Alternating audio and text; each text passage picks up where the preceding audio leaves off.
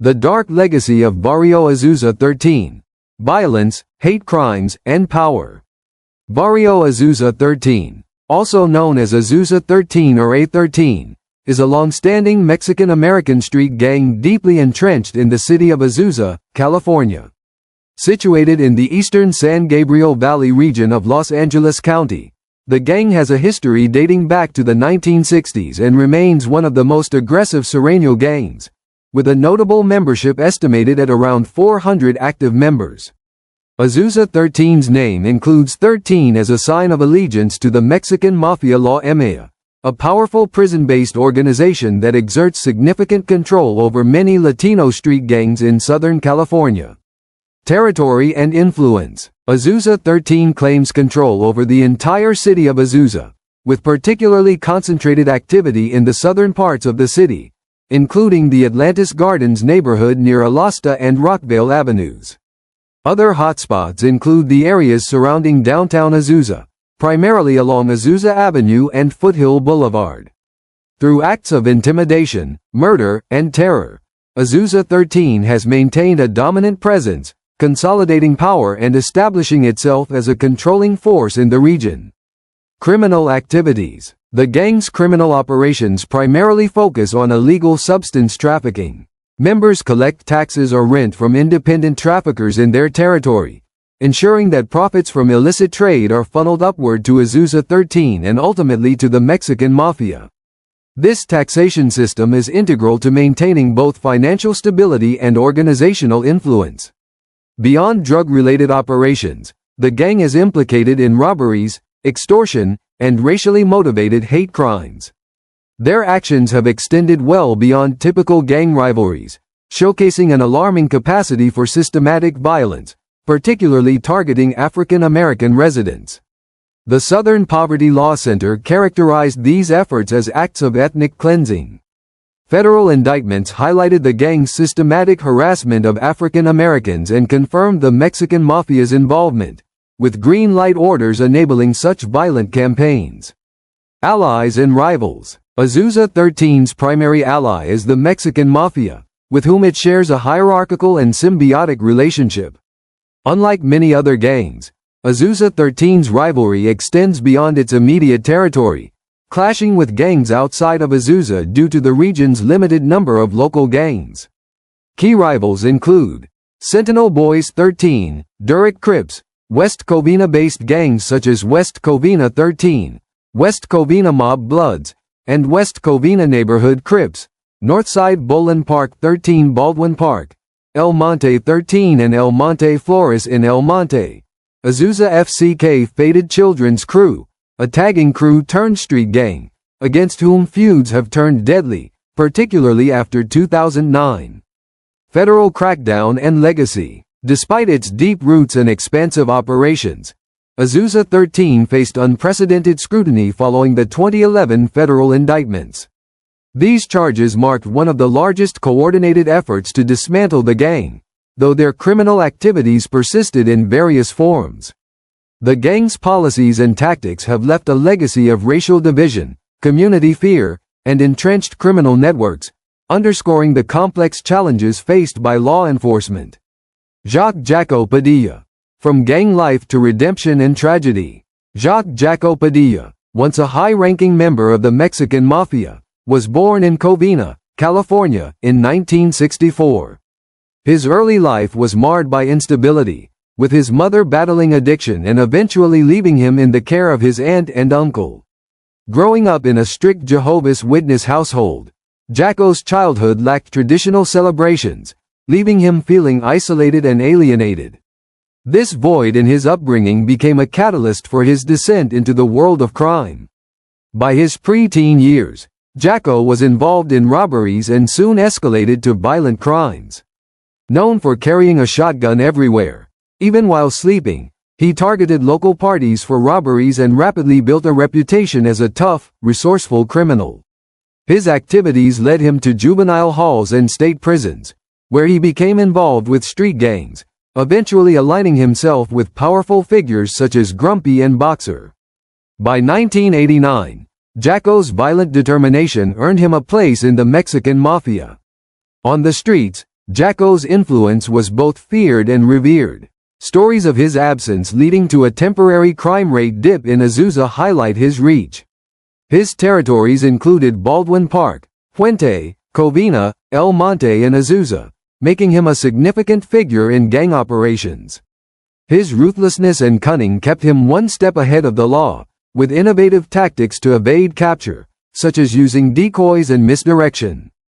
The Mexican Mafia. Control, conflict, and consequences in Southern California's underworld. A deep dive into La Emma's influence in the San Gabriel Valley. The Mexican Mafia, often referred to as La Emma, has long been a commanding force both behind bars and on the streets of Southern California. This prison gang's roots trace back to the late 1950s at the Dual Vocational Institution in Tracy, California, where a group of East Los Angeles gang members banded together for protection. Over decades, La Emma expanded its influence, cementing control over Southern California's Latino street gangs, particularly in regions like the San Gabriel Valley. La Emma's power stems from its control over narcotics distribution, enforcing its rule through affiliated street gangs, and a pervasive system of extortion, often referred to as taxation. Any gang operating within Southern California is expected to answer to the Mexican Mafia. As Guillermo Moreno, a special agent specializing in La Emma, observed, if your gang is from Southern California, you are going to answer to La Emma. A fatal misstep by Perico and Cisco. Recent events underscore the deadly stakes in this violent hierarchy. Two made members of La Emma, Ralph Perico Rocha and Rafael Cisco Gonzalez Munoz, violated an unspoken rule.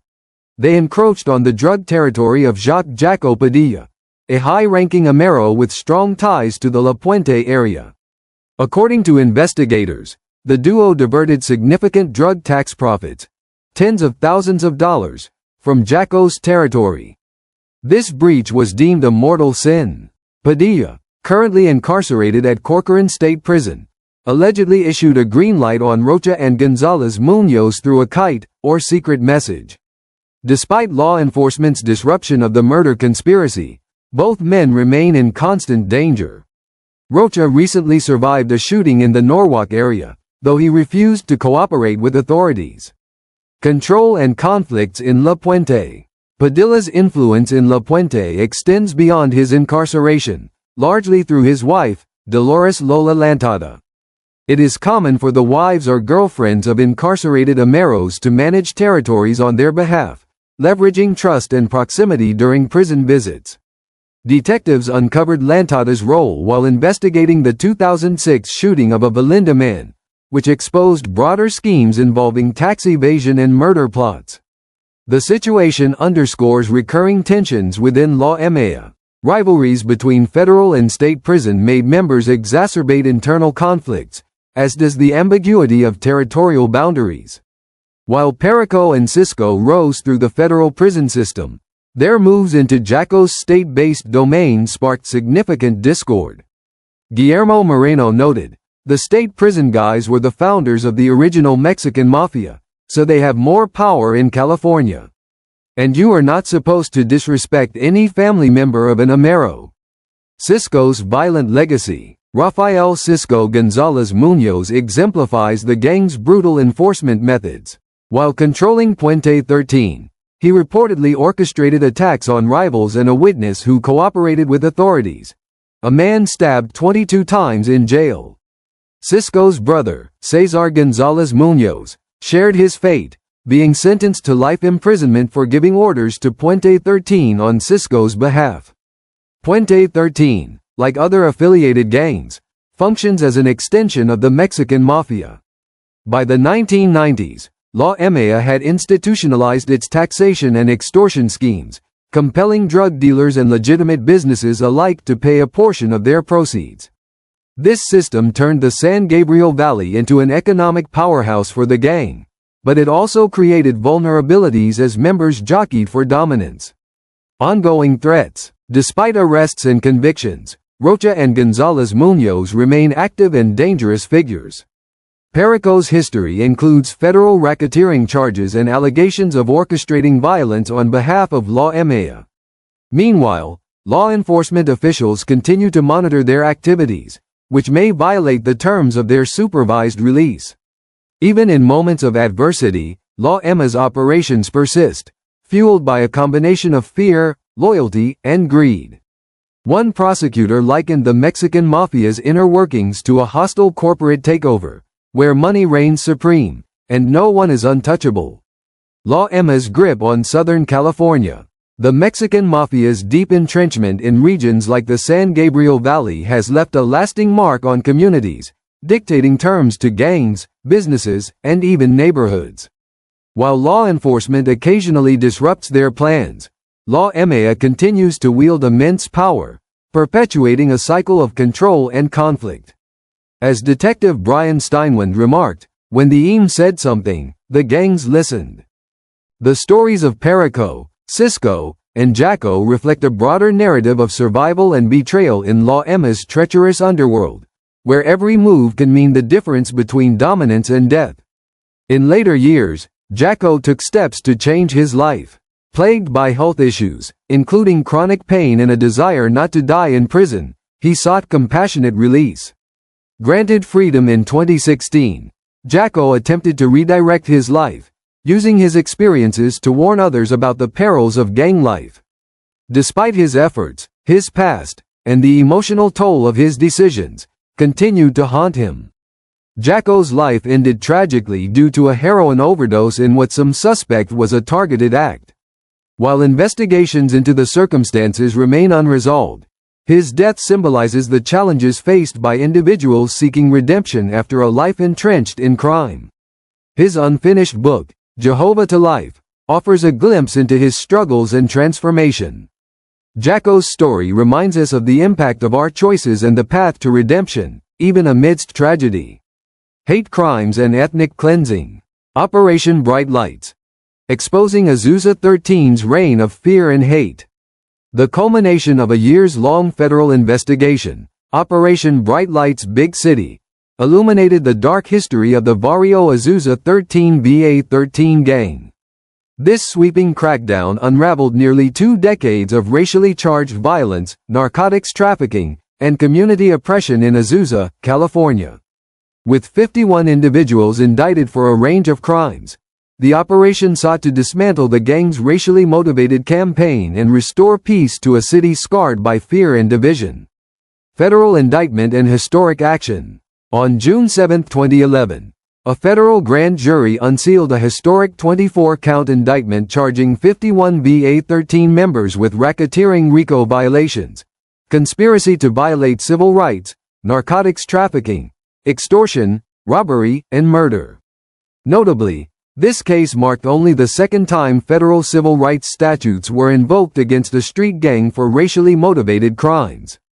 The following day, nearly 400 officers executed coordinated raids across Azusa and nearby areas, apprehending 16 suspects. Including prior arrests, the operation brought 46 gang members to justice, with 12 fugitives still sought. U.S. Attorney Andre Barat Jr. declared, "This gang waged a campaign of hate. Today's actions aim to end their cycle of fear and restore justice to the victims." Leadership and key figures. Prominent figures in the VA-13 gang played pivotal roles in their criminal and racially driven activities. Manuel Jimenez, indicted for the 2010 assault and robbery of a black high school student, punctuated by racial slurs. Marty Casper Michaels, participated in a racially charged attack in January 2000. Ralph Swifty Flores, infamous for orchestrating 4 murders, including the 1999 killing of Christopher Lynch, a 14-year-old black boy.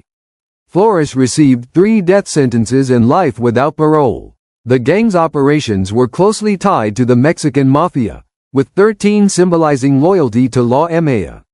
Keyholders coordinated day-to-day activities, funneling profits to the Mexican Mafia while receiving directives to enforce racial mandates. Racism as a gang mandate.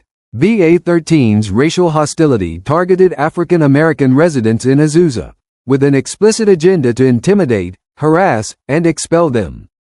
From 1992 to 2010, the gang's actions included physical assaults, robberies, racial slurs, and vandalism. Incidents like the brutal attack on a black high school student underscored the gang's resolve to dominate through hate.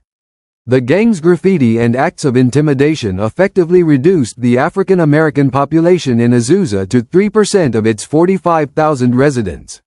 Reverend Logan Westbrook, founder of a local human relations commission, remarked, "This gang inflicted lasting fear, forcing families to flee for safety." Drug trafficking and territorial control. Beyond racial violence, BA-13 built a criminal empire around narcotics trafficking.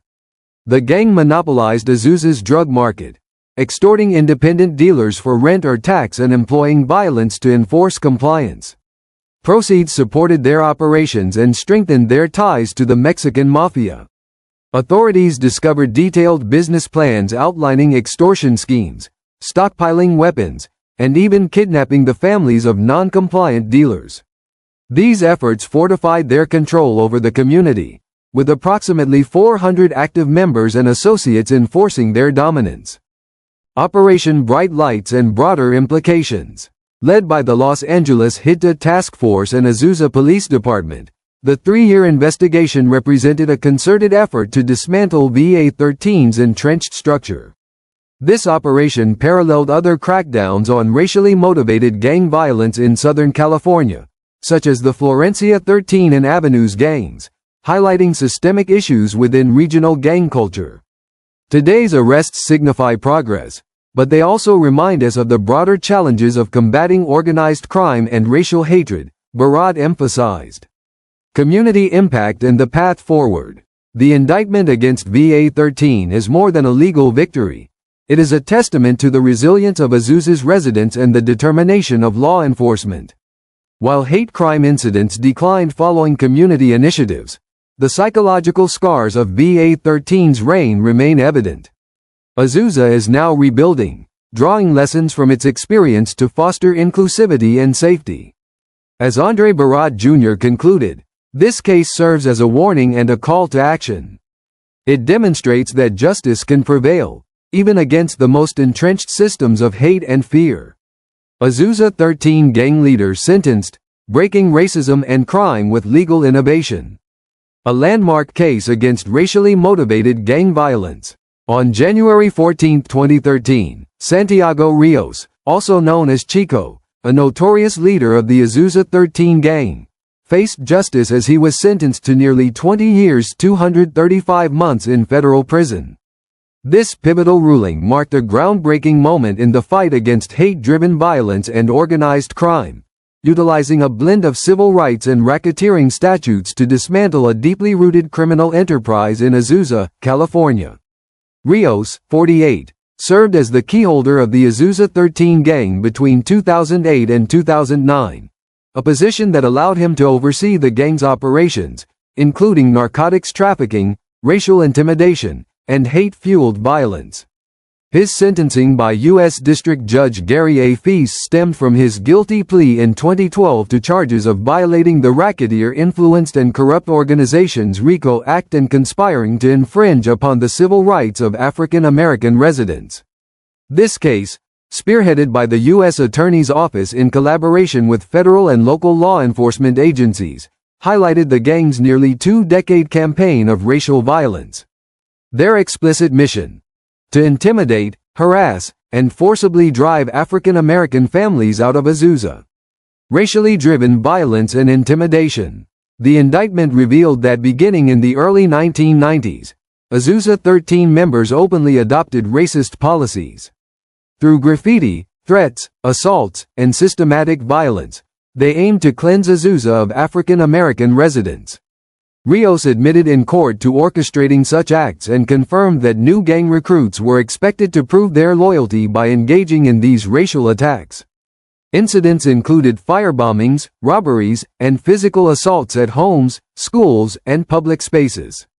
One particularly egregious incident in 2010 involved the brutal beating of an African American high school student on his way home. Other victims included residents like Penny Johnson, who recounted harrowing experiences of her children being assaulted and nearly being kidnapped herself. A legal turning point. The indictment was a comprehensive 24-count federal case targeting 51 members and associates of Azusa 13.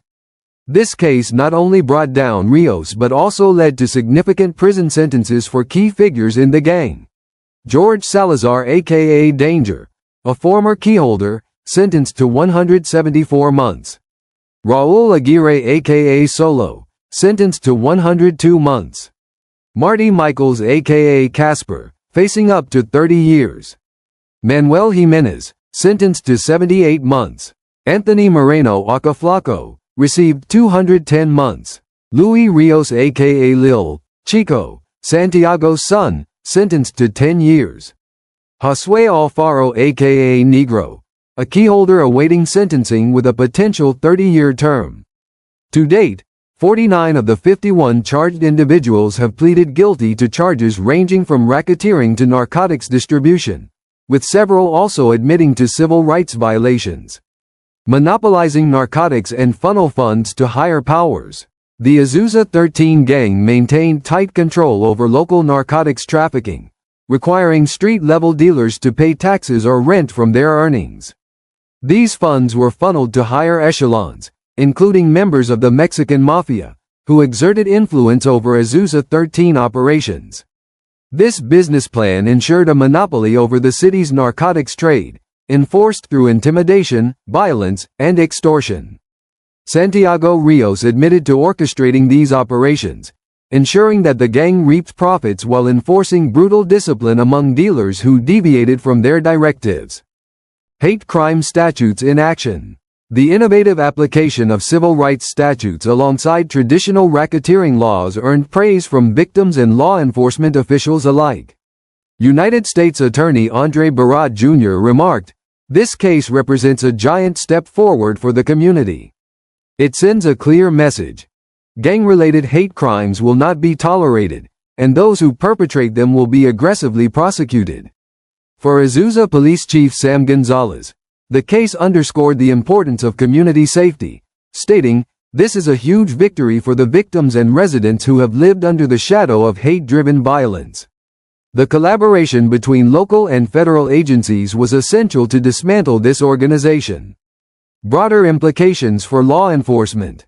This case established a precedent for using hate crime statutes against street gangs, akin to the early adoption of RICO laws to combat mob-style organized crime. Anthony D. Williams, DIA Special Agent in Charge, emphasized the impact of such cases on curbing gang violence, stating that they exemplify the potential of interagency cooperation. Looking ahead, law enforcement agencies vowed to expand their arsenal of legal tools to combat not only organized crime but also racially motivated violence. The message is clear. "We're coming," said U.S. Attorney Barat. A community reclaims its peace. The sentencing of Santiago Rios and his associates brought a sense of relief and hope to the long-victimized African American community in Azusa. While scars from decades of violence remain, the case symbolizes the power of justice to restore safety and dignity. By dismantling Azusa 13's reign of terror, authorities sent a strong signal that such bigotry-fueled violence would face relentless and uncompromising opposition. Operation Bright Lights exposed the intertwined nature of organized crime and racial violence, shedding light on a decades-long campaign of terror. By holding BA-13 accountable, law enforcement not only dismantled a gang but also sent a powerful message about the consequences of hate-driven crime. Azusa's journey forward offers hope and a roadmap for communities grappling with similar challenges, underscoring the enduring power of justice and unity. Azusa 13's violent campaigns, fueled by loyalty to the Mexican Mafia, have cemented its reputation as one of Southern California's most notorious gangs. Their role as both perpetrators and enforcers of racial tension and systematic crime serves as a grim reminder of the broader societal and systemic issues at play.